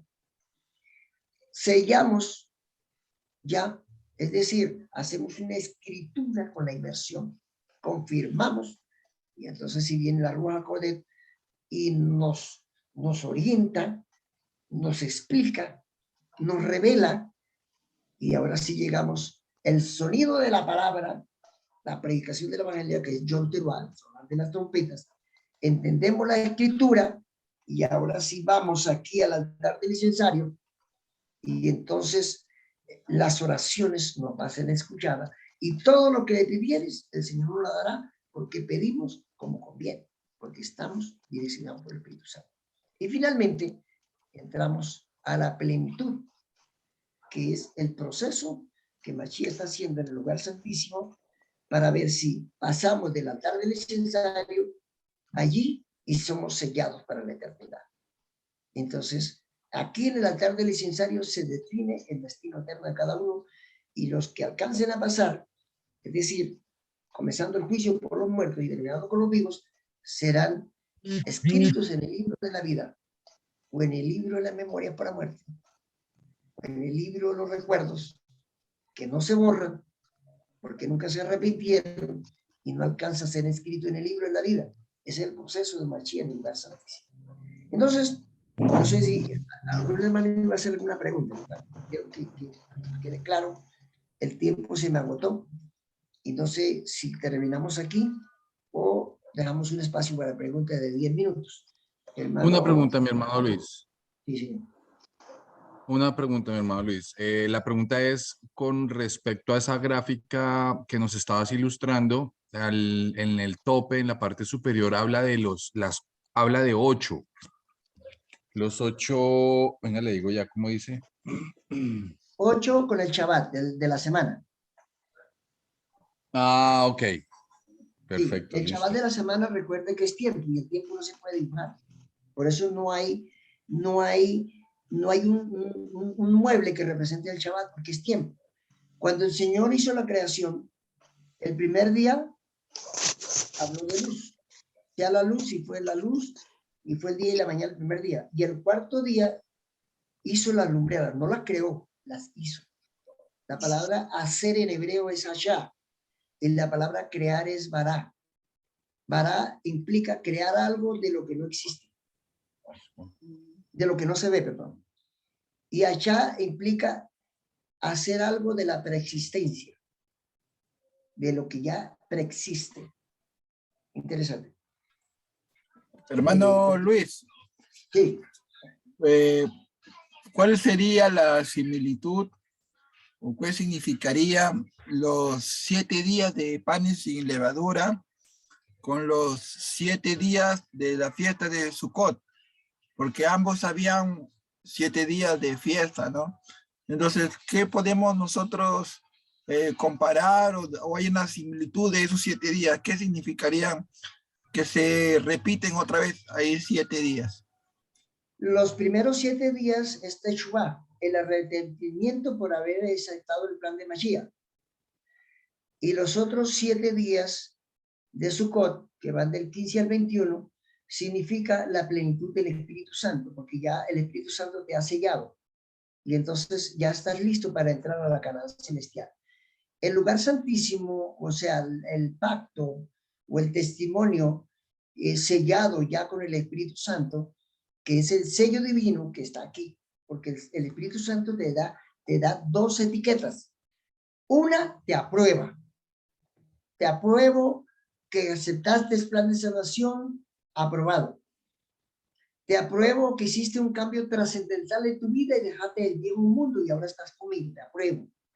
Ahora te apruebo porque lo ratificaste con una inmersión en el agua, te apruebo, ahora te apruebo. Estás aprobado. Ahora tienes que entrar en el desierto para ver si pasas la prueba y te sello para la vida eterna. Entonces, cuando ya llegas aquí a Sukkot, ya, Sukkot implica que la persona ya está sellada para la vida eterna. Y es la representación del número de la perfección. Es decir, 7 días es el número perfecto. Y es el recorrido que se hace, por eso que vuelve allí y se ratifica del 15 al 21 de Sukkot, que es la fiesta de la enramada, una semana. También se come pan sin levadura. ¿Ya? Eso implica la perfecta comunión con el Señor, porque ha entrado en el triángulo de la santificación. A pesar de eso, cuando Mashiach venga, nos tiene que transformar, darnos otra transformación, porque 1 Corintios 15, 51 dice que es un misterio. No todos dormiremos, pero todos seremos transformados. O sea, los que mueren en Mashiach y son resucitados en su venida, somos resucitados y transformados. Y nosotros los que estemos vivos o los que estemos allí, seremos transformados. O sea que aparte de esto viene una tercera transformación. Ya, eso es lo que implica. La aprobación del Espíritu Santo para el recorrido en el desierto, y aquí implica el sello divino. El sello divino para la eternidad. Eso es, cuando uno va, por ejemplo, y tiene la oportunidad de ver cómo hacen los hebreos antes de entrar a Sukkot, o sea, la séptima convocatoria que está dentro de Sukkot, primero tienen que pasar por Yom Kippur. Y Yom Kippur, en el recorrido del pueblo de Israel a la Canaán terrenal, están las 7 convocatorias. Ahora, mire esto interesante. Aquí, para responder su pregunta, y luego hago un recorrido y termino. El altar del incensario en el recorrido de Israel estaba a orillas del río Jordán. Por eso es que cuando mandan los dos espías, allí a Canaán, que habían gigantes de renombre y trajeron unas más grandes, encontraron que muchos no quisieron pasar. Entonces, ese día se seleccionó lo que realmente, los pocos que quedaban con pecado, que no murieron en el desierto, porque algunos murieron con las codornices, otros murieron de otras formas, otros murieron cuando Moisés bajó del Sinaí de recibir la Torá. Allí se hizo la última selección. Miren que hubo una selección, ¿dónde? Se hizo una selección aquí en el monte Sinaí. Cuando Moisés baja, hay una gran mortandad. Y aquí, esa gran mortandad. Y cuando ya llegan allí, a orillas del río Jordán, se selecciona y solamente pasan el río Jordán los que habían realmente ratificado la perfección para entrar a Canaán. Se dice la historia que todos los que salieron de Canaán no entraron. No entraron en el desierto. ¿Ya? Porque la mayoría murieron en el desierto. Solamente entraron las descendencias, a Canaán, José y Caleb.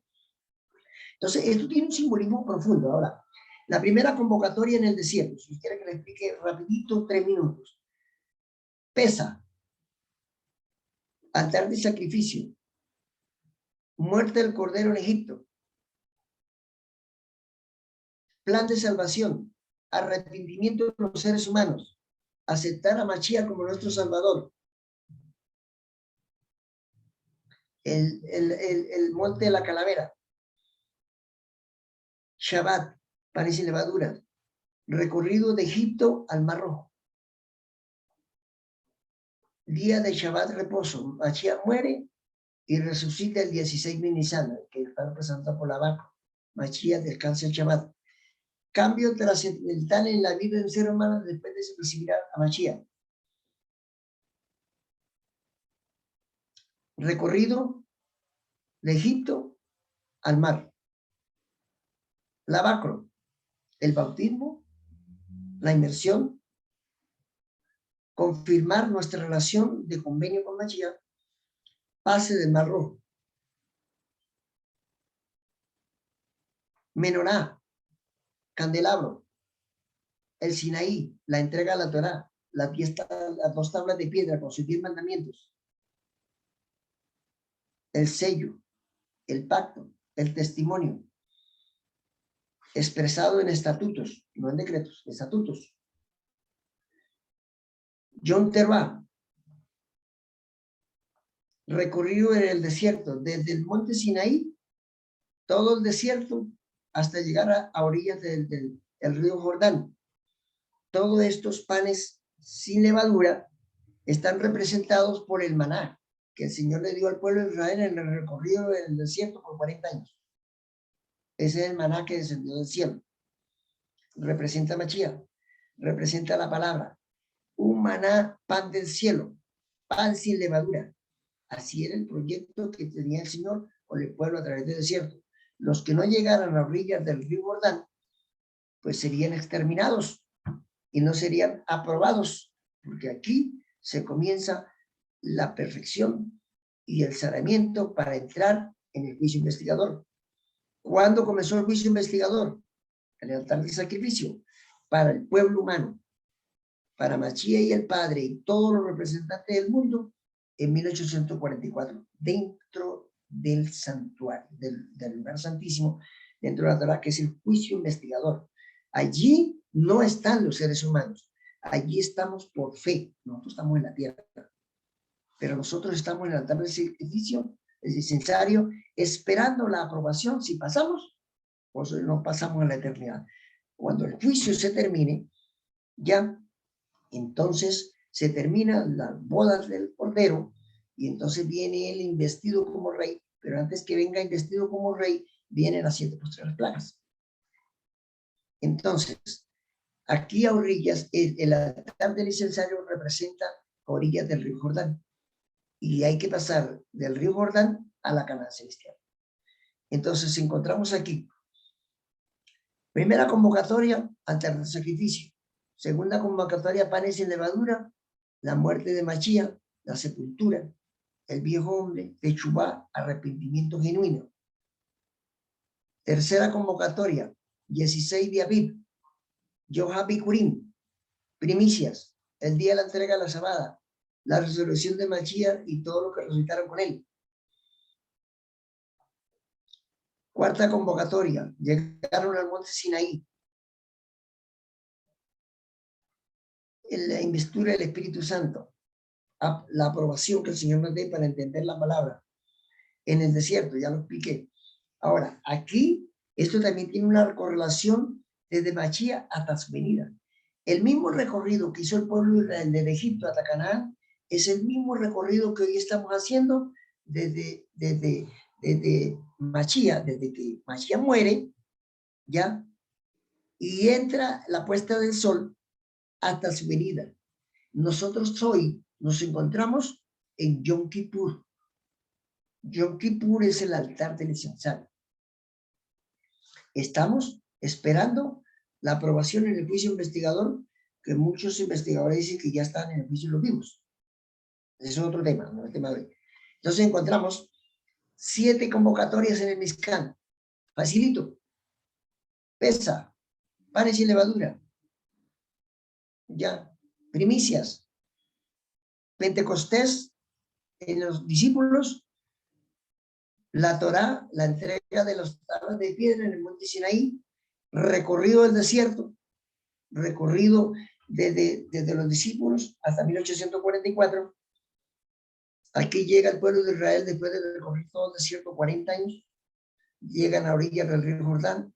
Yom Kippur, los que pasen Yom Kippur pasan el río Jordán, esta línea que está aquí, y llegan a la Canaán terrenal.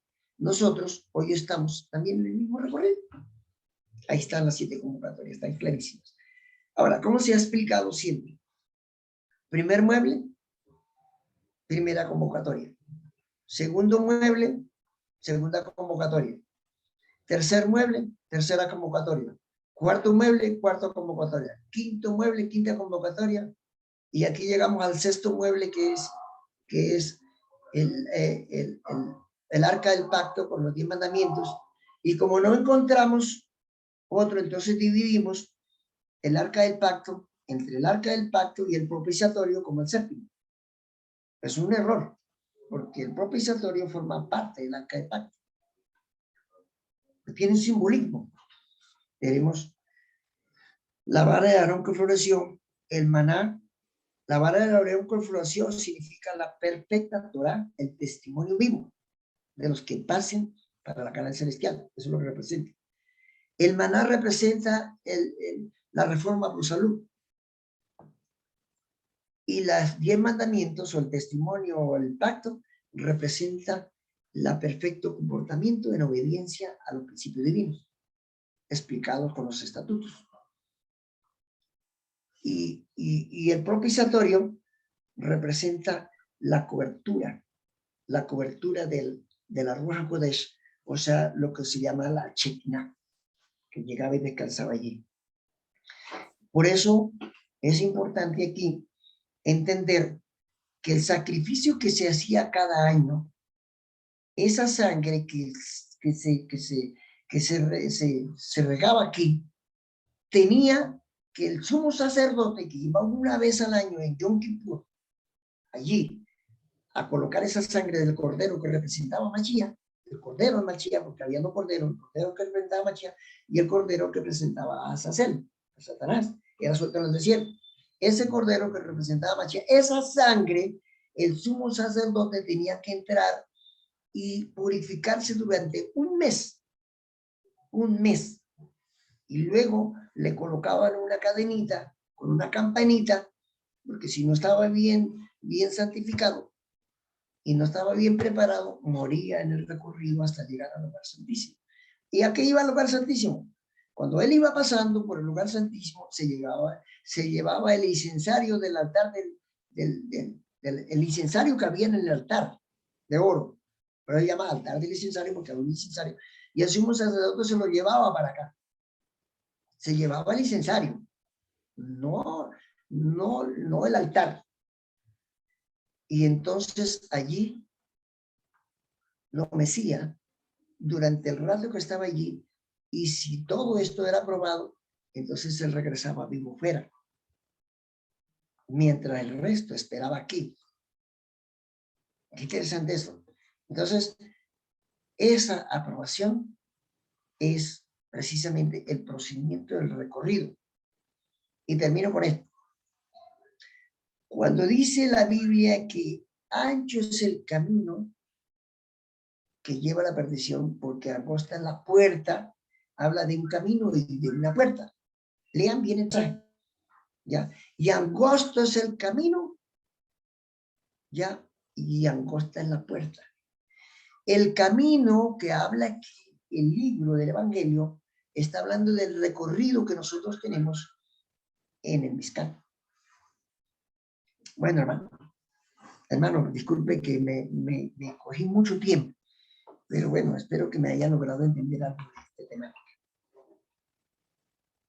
Mi hermano Luis, sí, yo quería tener nuevamente, yo insisto en los 8 tiempos que nos acaba de presentar mi hermano, porque me llama mucho la atención. Si pudiera nuevamente colocar la diapositiva, si es tan amable, mi hermano.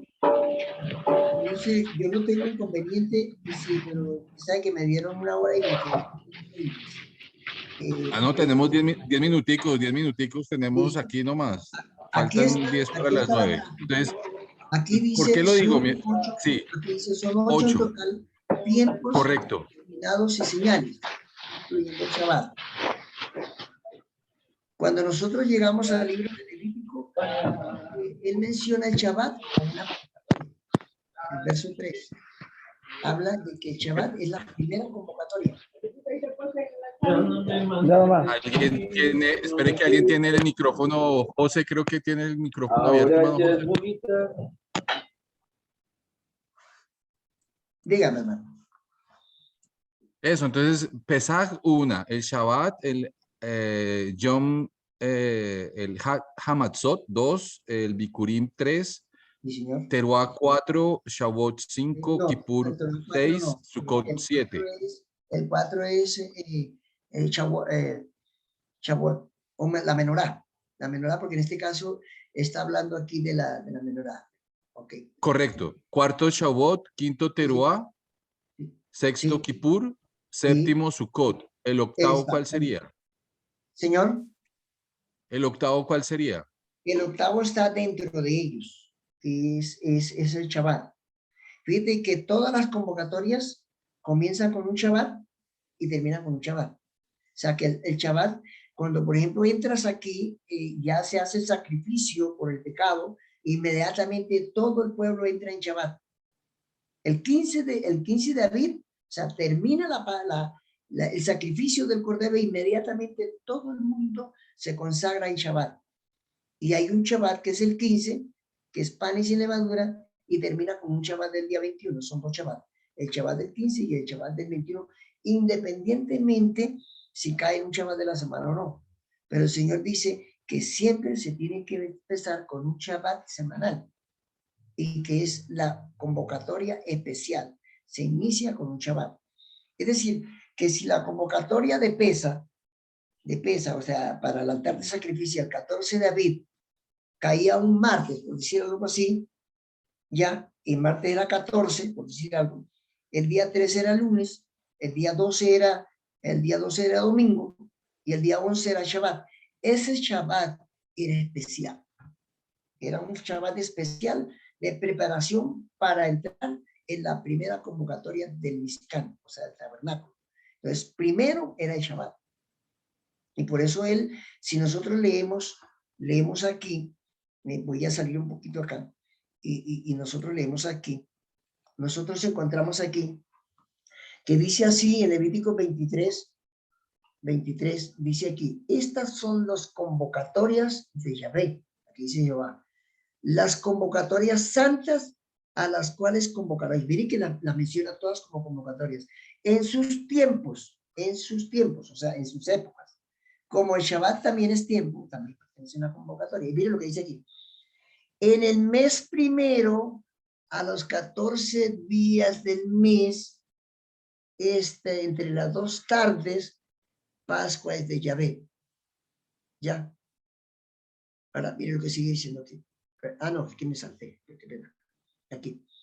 Dice, habló Jehová, Yahvé a Moisés, diciendo, habla a los hijos de Israel y diles, las convocatorias, aquí dice fiestas, solemnes de Yahvé, las cuales proclamaréis, que hay que le está generalizando, como santas convocatorias serán estas.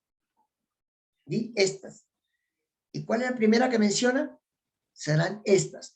6 días trabajarás. Ahí no está hablando del 15 de abril, pero está hablando de la semana de trabajo. 6 días trabajará, más el 7º día es Shabbat. Está hablando del sábado semanal. Santa convocación.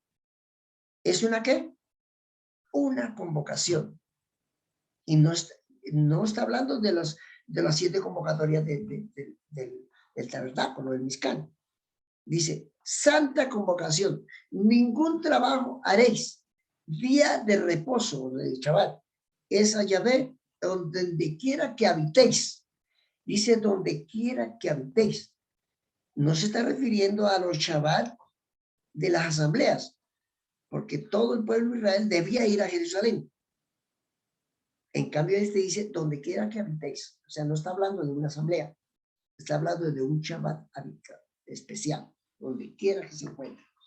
Entonces, ese está denominado como una convocatoria que se celebra, por ejemplo, los Shabbat del 15 de Aviv se celebra una vez al año.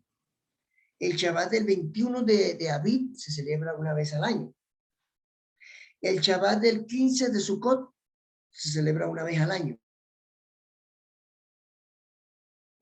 El 21 de Sukkot se celebra una vez al año, y así los 7 Shabbat de las convocatorias se celebran una vez al año. Pero este Shabbat semanal se le celebra 52 veces al año, donde quiera que habitéis. Y es santa convocatoria, no asamblea. Convocatoria. Otra pregunta, mi hermano Luis, aprovechando estos 4 minuticos. Claro que sí. Entiendo que en la comunidad judía celebran hay una fiesta que no se mencionó en ningún momento, no sé en qué momento aparezca, pero pues bíblicamente no sé cuál sería el Rosh Hashanah, que es el día del año. O la pregunta va específica, hermano Luis, a la siguiente. ¿Cuál es el día, cuál es el año nuevo y cuál es el año viejo judío? Bueno, hermano, si no les quito mucho tiempo, yo no tengo ningún problema. No, mira, 3 minutos. Es muy sencillo. En hebreo, en el pueblo de Israel, existían, o allí en total, las 12 tribus, se dividen en las 10 tribus que se denominan tribu de Israel. Y están las 2 tribus del sur que se denominan las tribus de Judá. ¿Está claro? Antes del exilio, o antes de la salida del pueblo de Israel de Egipto, desde la creación hasta el día de la salida del pueblo de Israel de Egipto, el 14 de Abril, hasta ese día, Año Nuevo era el 1 de Tisri. Nunca fue en Nisan o Abril.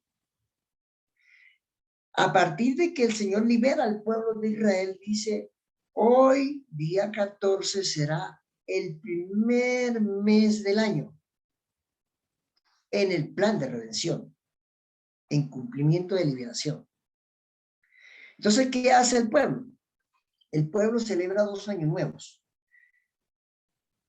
Celebra el año nuevo del 1 de Nisan como año nuevo y celebra el 1 de Tisri como el año nuevo de la creación.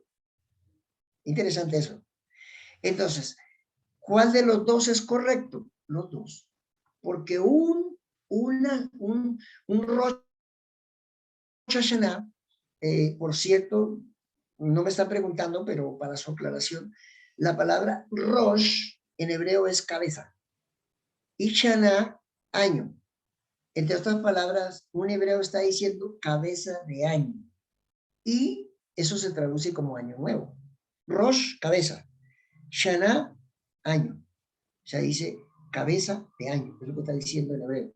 Entonces, para el pueblo de Israel hay 2 cabezas de año. La cabeza de año que inicia el primer mes del año como el primer mes de la creación.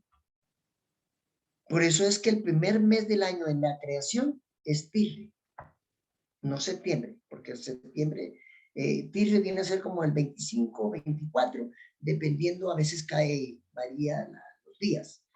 Pero hablando en términos del calendario lunar, que es el calendario de las convocatorias, y algo interesante que les voy a decir, el calendario de las profecías tienen que estar basadas en el calendario lunar, no en el calendario gregoriano. Entonces, el calendario hebreo se llama el calendario civil. Y el calendario civil es el que denota la fase de la luna, creciente, ida, venida, creciente, luna llena y menguante. Que eso tiene una relación biológica natural de atracción con la naturaleza de la tierra. Incluso afecta la parte de la agricultura, cuando se puede sembrar tubérculos y cuando no se puede sembrar tubérculos. Tubérculo es todo lo que se cosecha debajo de la tierra. Y lo que no es tubérculo, lo que se cosecha afuera, porque las esencias de las plantas son atraídas por la luna cuando la luna está en su plenilunio. O sea, la luna llena es plenilunio. Entonces ejerce una fuerza que atrae, incluso, por eso se llaman mareas altas en el mar, y mareas bajas. Cuando la luna está que va y viene la luna, que no se ve, eso se llama mareas bajas. Cuando la luna está llena, se llama mareas altas. Y también las esencias de las plantas, cuando la luna está llena, atrae las plantas hacia arriba, es época de sembrar árboles frutales, porque su fruto está arriba. Y cuando la luna va decreciendo, es tiempo de sembrar la agricultura que se da debajo de la tierra. A eso se denomina calendario de la creación, calendario civil. Y eso es el calendario de los judíos. El calendario de la redención se llama el calendario de Israel. Pero realmente ellos guardan los dos. Ese es Rosh Hashanah. Pero ellos también guardan lo que se llama el calendario de la luna. Ese ya no se llama Rosh Hashanah. Ese se llama Rosh Hodesh. Que se llama Rosh, cabeza, y Hodesh, de la luna. Cabeza de la luna. ¿Ya? Hodesh. Entonces, eso se hace mensual. ¿Por qué se celebra? Porque resulta, y con esto termino, bueno, esta pregunta, ¿qué se celebraba en la creación en Rosh Hodesh? En ida y venida a la luna, la parte más oscura, ¿qué se celebraba?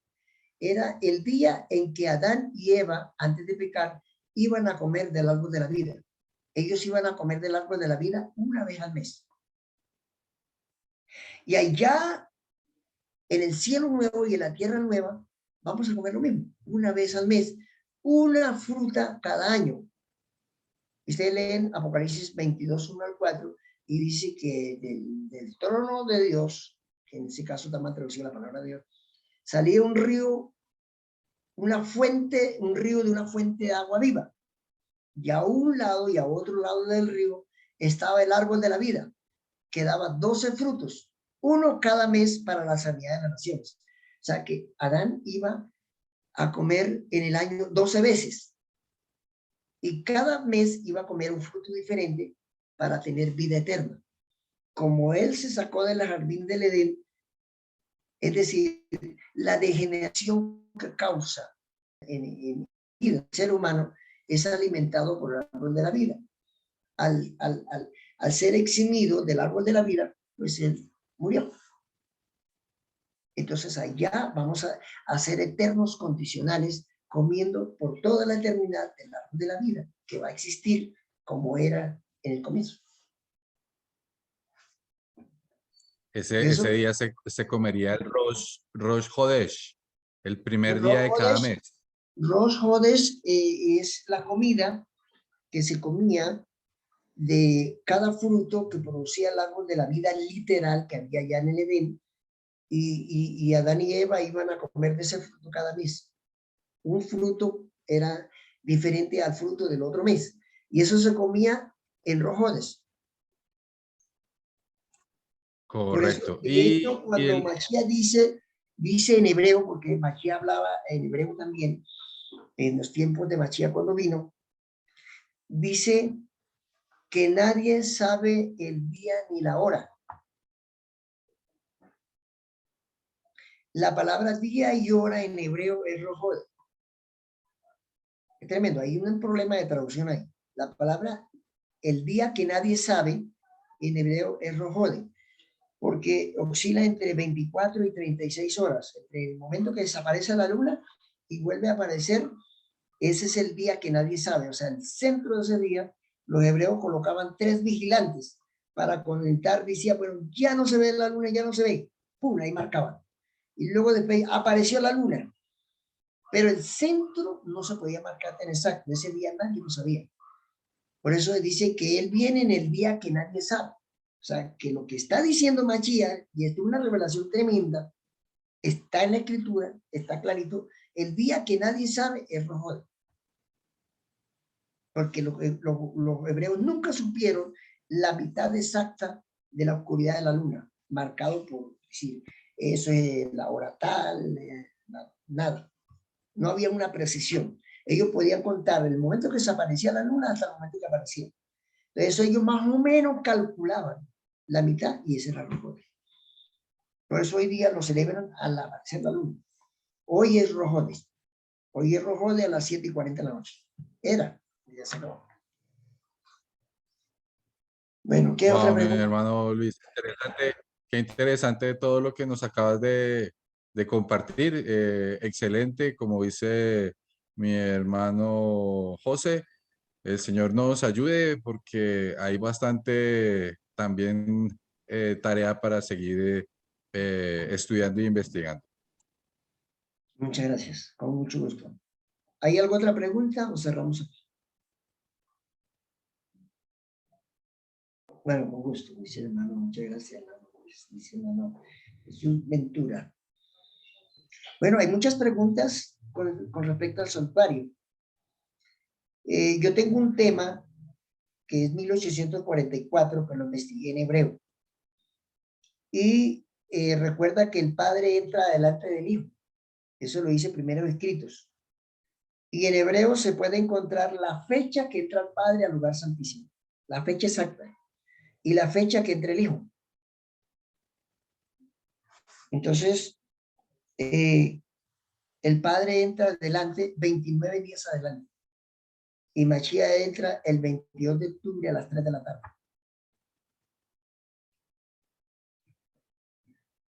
Eso solamente se entiende con el calendario hebreo. Es un poquito complejo, pero de pronto explicándolo con detalle lo logran entender. creo que es necesario, mi hermano José, que abramos un espacio más adelante nuevamente a nuestro hermano Luis para que pueda ampliar esto que nos acaba de comentar de 1844, porque pues realmente nos deja, como dice, Lo puedo, picaditos, picaditos para la siguiente. lo puedo explicar con el original hebreo, lo puedo explicar con el espíritu de profecía y lo puedo explicar con la versión a que nos tradujeron y con los calendarios, los diferentes calendarios. Y por el lado que usted lo explique, yo se lo puedo explicar con el calendario gregoriano, con el calendario hebreo, lunar, con el espíritu de profecía. Usted, allá está nuestro compañero Edison Gil, él me ayuda, él es experto, lo presento de paso, lo invité hoy. Él es profesor de hebreo y él es un experto en tiempos hebreos. Entonces, estuvimos estudiando por casi 3 meses el tema de cuándo había entrado el Padre, cuándo había entrado el Hijo, y hay un calendario científico que es aprobado por la NASA y es aprobado por los rabinos hebreos y un calendario digital. Y en ese calendario nosotros nos podemos regresar en el tiempo. Por ejemplo, si ustedes quieren saber en qué día murió Mashiach, nos regresamos en el tiempo y nos da el año, el mes, el día y la hora. Si ustedes quieren saber, por ejemplo, en qué día fue el jubileo, nos regresamos en el tiempo y nos da la fecha exacta y nos da el mes y el día. Por ejemplo, si ustedes quieren regresar en el tiempo, en ese calendario que se puede regresar al pasado, usted se puede regresar y el calendario le va a decir exactamente qué día murió Mashiach. Porque hay una gran polémica si Mashiach murió el miércoles o el viernes, porque eran 3 días y 3 noches, y si se murió el viernes y resultó el primer día que es domingo, entonces, ¿dónde están las 3 noches? Pues regresemos al calendario y ahí se acabó el problema. Sencillo. Muy interesante. More Dixon, unas palabritas ahí para presentarlo. Ya, Él es del norte, él es abogado, bueno, tiene una cantidad de estudios, una eminencia. Lo presento aquí para que de pronto lo bueno, pueda ayudar adelante también. buenas noches. La gloria es para el Eterno, para Yeshua HaMashiach. Muchas gracias por esta oportunidad, este momento. De verdad que lo único que puedo agregar al More Luis, mi maestro y mentor, que sigamos adelante porque la obra es bastante amplia. Hay que estudiar mucho basándonos en el calendario hebreo. Es muy necesario aprender algo de geografía general, no solo bíblica, también hay que saber sobre lo que es los cultivos, y sobre todo la parte de cultivos en Israel, lo que tiene que ver con la cosecha de la cebada, con la cosecha del trigo, con las cosechas de las frutas en general. Porque siempre hay una relación bíblica entre las festividades o las convocatorias del Eterno con los frutos de la tierra. Eso marca una pauta, porque en ocasiones el calendario hebreo tiende a moverse durante todo el año. Hay años que no son como el gregoriano, que tiene 365 días o 66 máximo. El calendario hebreo puede partir desde 353 días en un año hasta máximo 385 días. Imagínense esa diferencia. Hay años que tienen 13 meses y hay años que tienen 12 meses. Los años en Bolimar. Los años en Bolimar. Y la peculiaridad del caso es que no coinciden los meses, casi siempre están a mitad del mes, de los meses gregorianos que nosotros tenemos. Casi siempre un mes hebreo está más o menos aproximadamente a la mitad de un mes regular gregoriano. No quiere decir que es exacto, ¿no? Pero siempre hay un movimiento porque la luna solamente tiene 29 días y medio, por lo que en el calendario hebreo solamente se fijan 29 días para un mes y 30 días para el otro. Y eso da una razón al año de una deficiencia de 11 días por año con respecto al calendario gregoriano, que es la desfase que vamos a tener que experimentar. Luego de 2 años de acumular 11 días, vamos a encontrar que tenemos que agregar un mes más para poder recobrar o el excedente de los 33 días que vamos a tener, o 30 días aproximadamente. Pero es muy interesante que se estudia cabalidad con bastante entereza, con mucha oportunidad, y que se le dé bastante amplitud a estos temas, porque estos son los que nos ayudan a entender mejor la profecía. Aún el espíritu de profecía nos da nos da un grueso de información, pero no la hemos procesado porque todo lo hemos dejado y lo hemos manejado bajo el calendario gregoriano. Pero cuando cada uno de nosotros sepamos manejar bien el calendario hebreo, el espíritu de profecía y más la Biblia nos va a dar un bagaje de conocimiento y de aproximación bíblica rotunda, permanente. Hermano José Ventura, el tiempo es suyo, muchas gracias. Disculpe que le quitamos mucho tiempo. Bueno, así sucede cuando uno a veces tiende a emocionarse con el tema. No, más bien agradecer a nuestro hermano Luis Bejarano, desde Colombia, Bogotá, ¿verdad, hermano? Sí, señor, Bogotá, Colombia. Y nuestro compañero Agradecer. está en Carolina del Norte, Estados Unidos. Excelente. Y a nuestro hermano Edinson Gil por acompañarnos esta noche. Eternamente Gracias por la agradecido invitación. por nuestro hermano Edinson. Y ahí ya le comprometemos aquí en el grupo a poder invitarle para una próxima reunión y poder estudiar estos temas muy apasionantes que nos gustan estudiar, ¿no? Nos gustan analizar, investigar y escudriñar la palabra de Dios. Entonces, Claro que sí. de nuestra parte, muy agradecidos, hermanos, por este estudio en este pequeño grupo Maranata.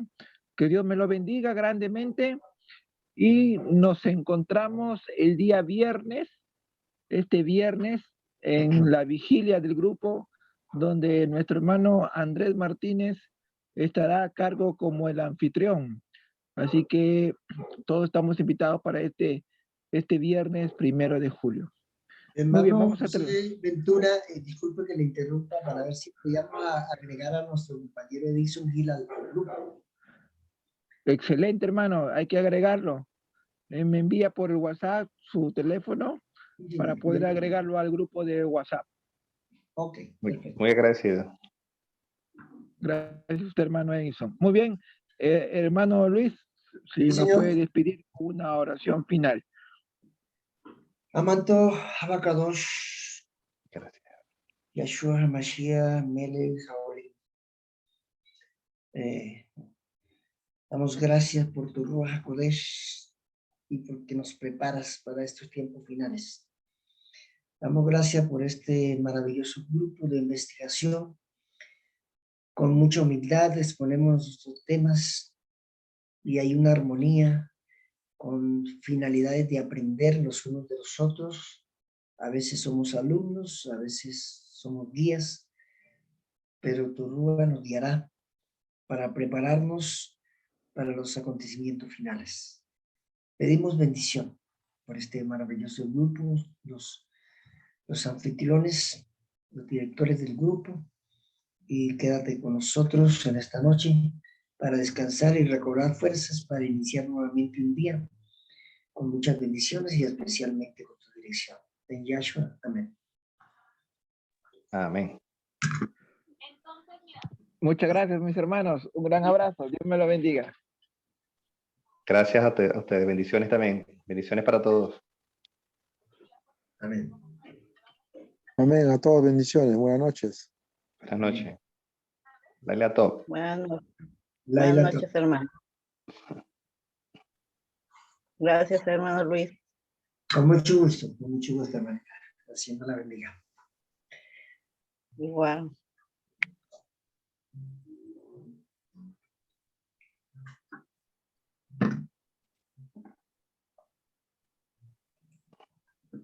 Muchas gracias, hermano Luis. Una feliz noche. Feliz noche. Bendiciones.